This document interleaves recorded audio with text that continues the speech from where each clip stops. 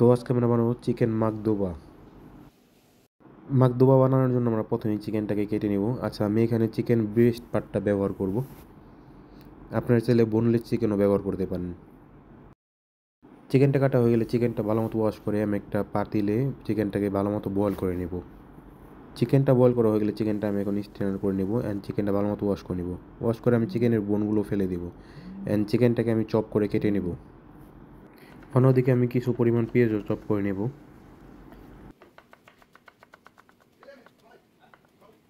এখানে একটি tomato chop করে নেব। আচ্ছা, টমেটোর স্ক্যানটা আমি ফেলে দিয়েছি। একই সাথে আমি কিছু পাসলি চপ করে নেব।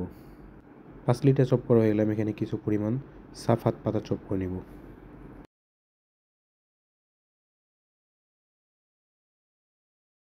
একই সাথে আমি কিছু পরিমাণ ধনে পাতাও চপ করে নেব।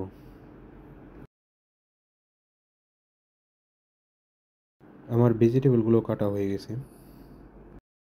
অন্যদিকে আমি একটা পাতিলে কিছু পরিমাণ তেল দিয়ে এর মধ্যে পেঁয়াজ চপটা দিয়ে দিব অ্যান্ড পেঁয়াজটা আমি ভালো মতো ফ্রাই করে নেব। পেঁয়াজটা যখন লাল কালার চলে যাবে তখন এর মধ্যে টমেটো চপ অ্যাড করে দেব। অন্যদিকে আমি মাখদুবার জন্য মশলা রেডি করে নেব। প্রথমে আমরা অ্যারাবিক মিক্স মশলা নিয়ে নেব অ্যান্ড কিছু পরিমাণ হলুদ গুঁড়ো, কিছু পরিমাণ ব্ল্যাক পেপার গুঁড়ো অ্যান্ড সামান্য পরিমাণ ধনে গুঁড়ো, সামান্য পরিমাণ জিরা গুঁড়ো, হালকা পরিমাণ সেভেন স্পাইসিস অ্যান্ড সামান্য পরিমাণ মাদ্রাজ কারি পাউডার অ্যান্ড হালকা কিছু পরিমাণ চিকেন পাউডার। অন্যদিকে টমেটোটা যখন সফট হয়ে আসবে আমি তখন এর মধ্যে এক প্যাকেট টমেটো পেস্ট দিয়ে দিব অ্যান্ড টমেটো পেস্টটাকে ভালো মতো মিক্স করে নেব। অ্যান্ড 2 থেকে 3 মিনিট পর আমি এর মধ্যে মশলাগুলো অ্যাড করে দেবো অ্যান্ড মশলাটা ভালো মতো মিক্স করে নেব।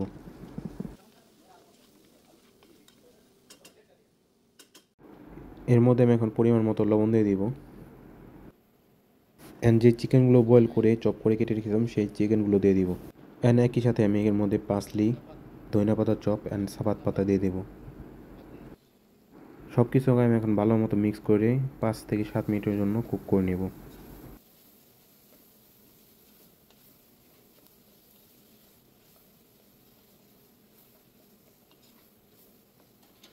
5 থেকে 7 মিনিট পরে আমি এর মধ্যে কিছু পরিমাণ পানি অ্যাড করে দেবো।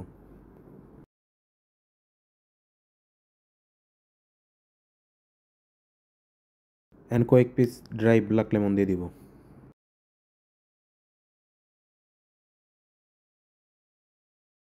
এর মধ্যে আমি এখন সামান্য পরিমাণ ঘি দিয়ে দেব।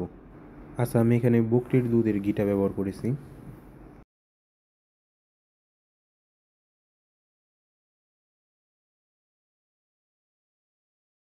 এটাকে কভার করে বয়েল আসা পর্যন্ত কুক করে নিব। পানিটা যখনই বয়েল চলে আসবে আমি তখনই এর মধ্যে ওটস অ্যাড করে দেব।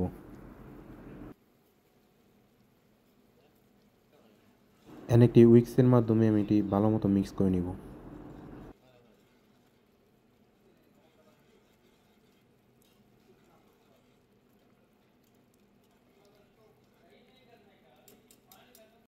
মিক্স করা হয়ে গেলে আমি এটাকে এখন 10 মিনিটের জন্য কুক করে নিব।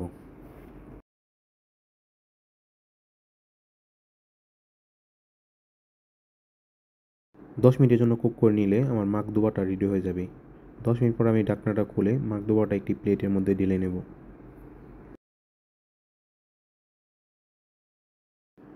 চিকেন মাকদুবা রেডি।